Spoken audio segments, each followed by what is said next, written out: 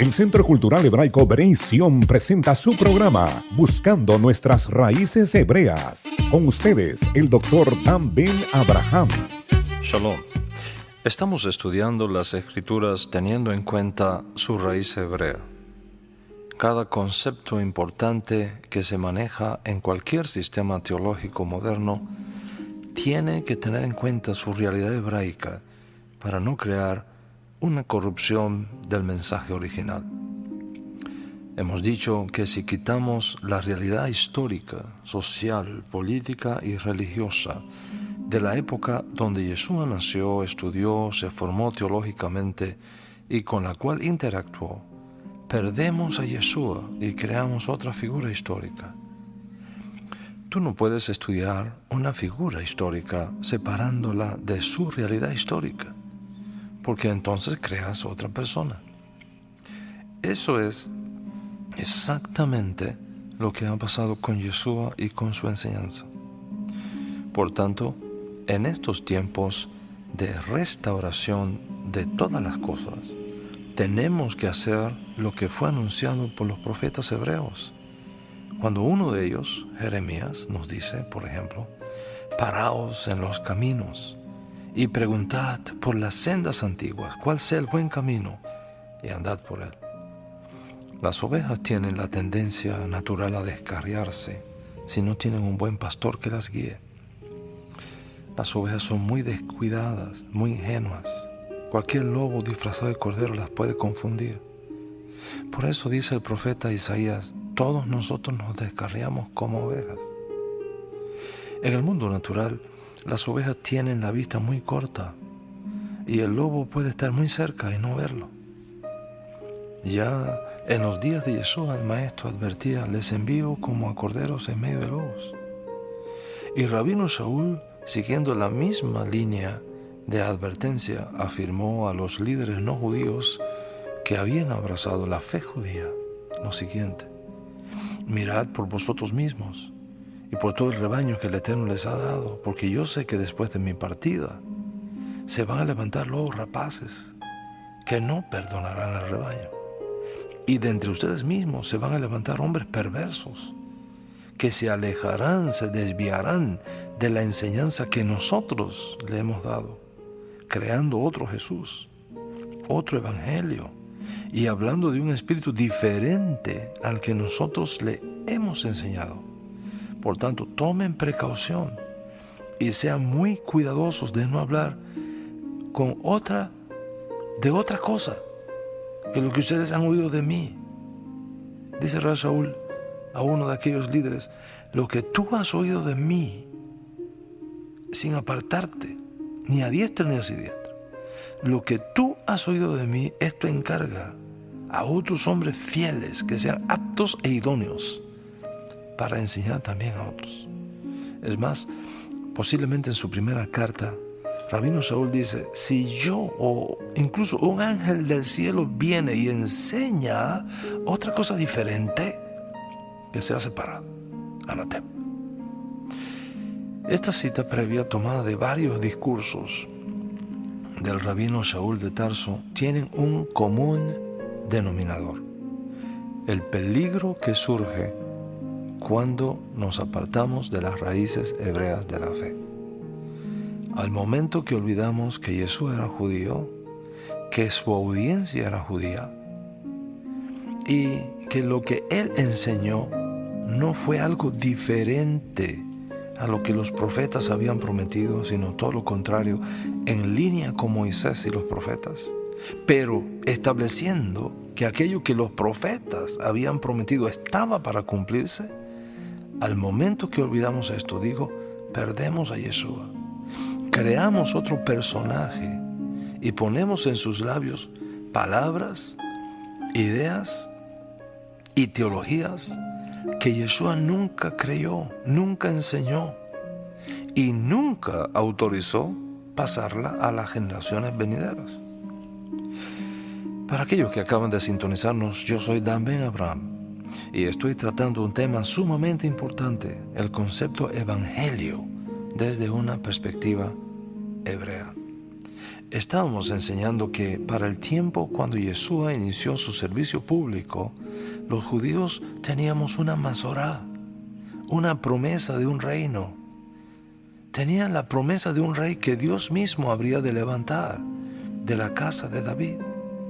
Y que cuando ese rey apareciera, el reinado de Israel sería restaurado y los reyes e imperios que nos habían dominado y controlado serían echados de la tierra de Israel.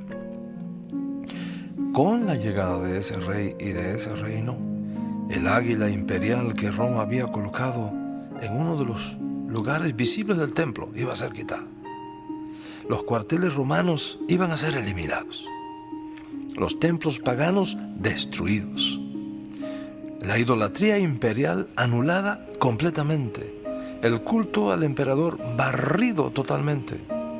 Y un nuevo tiempo de liberación, emancipación, prosperidad y paz sería recuperado para el pueblo judío. Y ese nuevo Israel formado en esa tradición de promesa monárquica sería un modelo que luego se aplicaría para bien de todas las naciones de la tierra, de tal manera que los reinos de este mundo vengan a ser de Hashem y de su Mesías, y que Él reine por los siglos de los siglos. Los profetas habían mantenido viva esa tradición que fue pasada de boca a boca desde los días de Moisés, por quien Dios había hecho la propuesta a Israel de convertirlo en un reino sacerdotal en medio de la tierra. Dios mismo sería el rey de Israel, pero Dios pondría un elegido suyo para que fuera su rey representante en medio de su pueblo. Y recordamos a David, quien profetizó por inspiración divina: el Eterno me ha dicho, tú eres mi hijo, hoy te he engendrado, he aquí, yo pongo mi rey en mi santo monte. El mensaje de los profetas fue a menudo un mensaje relacionado con el establecimiento de esa monarquía en Israel. Dice el profeta Isaías: no temas, hija de Sión, levanta tu voz, levántala en alto, no temas, dile a la ciudad de Judá, he aquí tu Dios reina. He aquí el Eterno viene con poder y su ejército con él. Él pastoreará su rebaño, a las más tiernas llevará en sus brazos, las consolará en su seno y dirigirá el Señor a las más pequeñas. Y por medio de este mensaje profético, Isaías pasó esa tradición venida desde Moisés, la Masorá, la buena noticia de que Dios reunirá a todo su pueblo y reinará sobre su pueblo. Y su pueblo nunca más será avergonzado, nunca más será dominado por otro reino, ni por otro rey, ni por otro imperio. Dios mismo extendería su reino sobre todo Israel y escogería a un descendiente de David para que lo representara en el trono. Este rey escogido gobernaría con poder, con fortaleza, con sabiduría y amor a todos los hijos y las hijas de Jerusalén. Ese mensaje de redención, ese mensaje del dominio de Dios sobre Israel con la exclusión del resto, es la Masorá. Y la lengua, la persona que lleva ese mensaje es visto como la Mebaseret, es la voz. Mebaseret es la voz, la portadora del mensaje. Masorá y Mebaseret vino a ser el Masoreta. Y estábamos explicando en nuestra clase previa que esta frase, traducida luego al griego como evangelizomenos, es decir, el que mantiene la promesa, el que conoce la promesa, el que tiene la tradición consigo y la pasa a las próximas generaciones, el proclamador de esa buena noticia. Así pues, evangelio es la proclamación de que alguien ha llegado o ha aparecido para ser coronado rey de Israel. Es evidente, señores, que este mensaje de Yeshua en estas condiciones, en estas circunstancias, en este entorno político, social, económico, religioso, despertó sin duda la esperanza milenaria que venía rodando desde los días de Moisés y los profetas. Con el reino de David destruido, el trono de Israel ocupado por un emperador extranjero, los hijos de Israel en su mayoría dispersos por todas las latitudes del mundo, teniendo la mayoría de las tribus exiliadas y perdidas, que apareciera un varón judío diciendo: el tiempo se ha cumplido, la hora ha llegado, arrepentidos y creed en el Evangelio, es decir, en la promesa de la coronación de un rey que pondría fin al dominio de los imperios gentiles sobre nosotros, tuvo sin duda una implicación política, militar y social de la más alta resonancia en aquellos días. Y si a eso sumas el hecho de que detrás del mensaje estaban las señales que lo confirmaban, es decir, sanando toda enfermedad y toda dolencia en el pueblo, esa resonancia política, militar y social se centuplicaba en medio de Israel. ¿Qué era lo más espectacular de esa connotación política que sin duda tuvo el mensaje de Yeshua, al punto que él dijo: si ellos callan, las piedras van a decirlo? Lo más espectacular de esa proclama venía dada por el hecho de que el anunciante, la voz que lo hablaba, la Mebaseret, el Mazoreta, esto es Yeshua, un hijo de David, estaba confirmando su mensaje con evidencias de lo que sería su programa de gobierno, de lo que sería su reinado.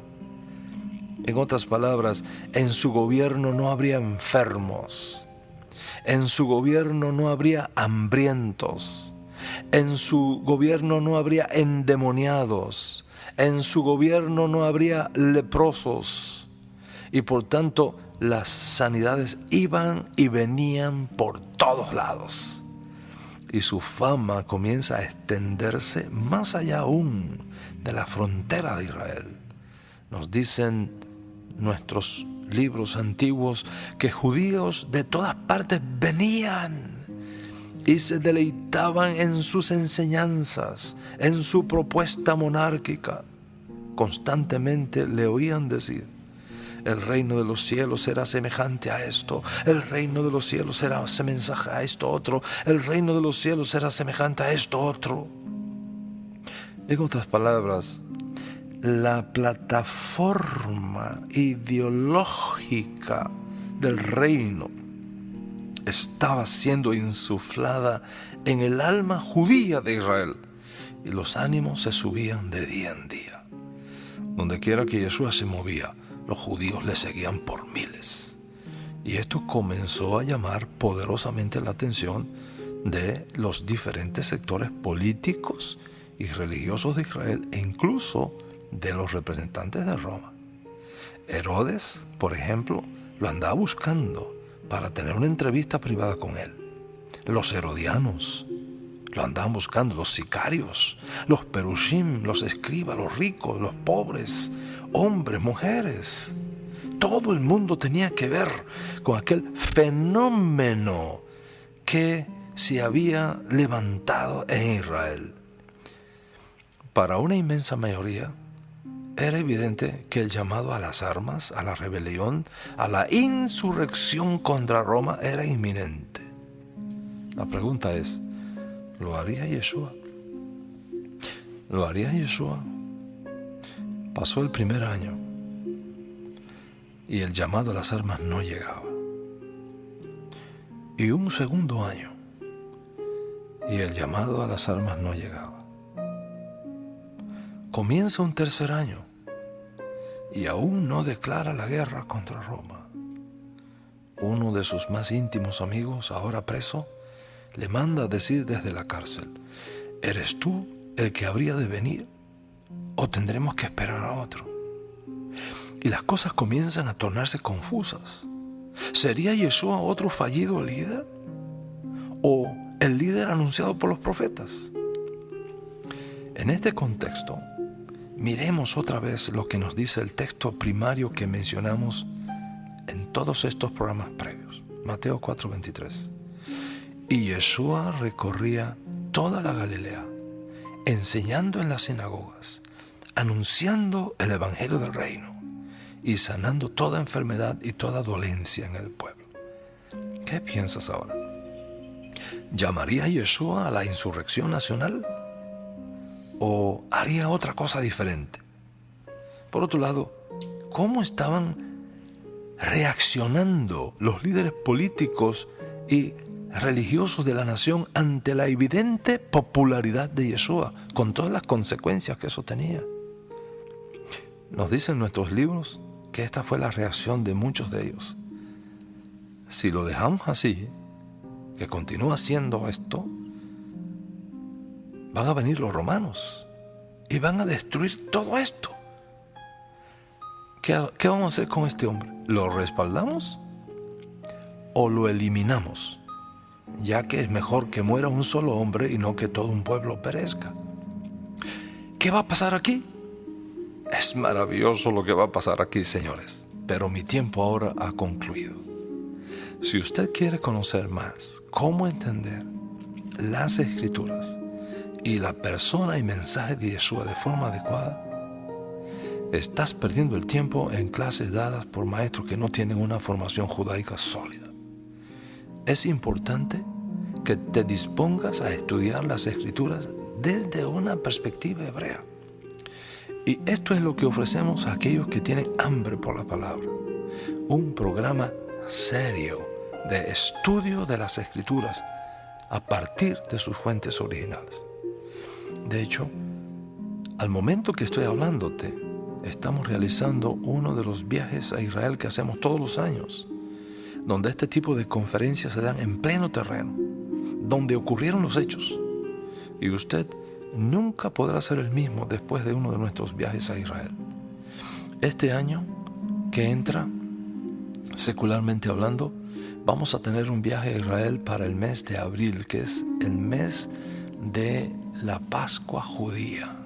Y vamos a tener la cena de Pesaj en Jerusalén, en el mismo lugar que Yeshua lo hacía todos los años, desde que nació hasta que murió. Imagínate el impacto que eso tiene. Tú no serás el mismo, tú no serás el mismo después de este viaje a Israel, que saldremos de aquí, si el Eterno permite, para el día 9, el día 10 de el mes de abril próximo.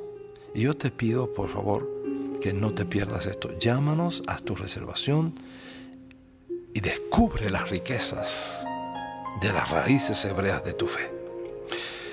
No te lo pierdas. Mientras tanto, te deseamos a ti y a tu familia una semana hermosa, bendecida, rica, próspera, de salud y bienestar, para ti, para toda la casa de Israel y para los justos de las naciones. Shalom, shalom.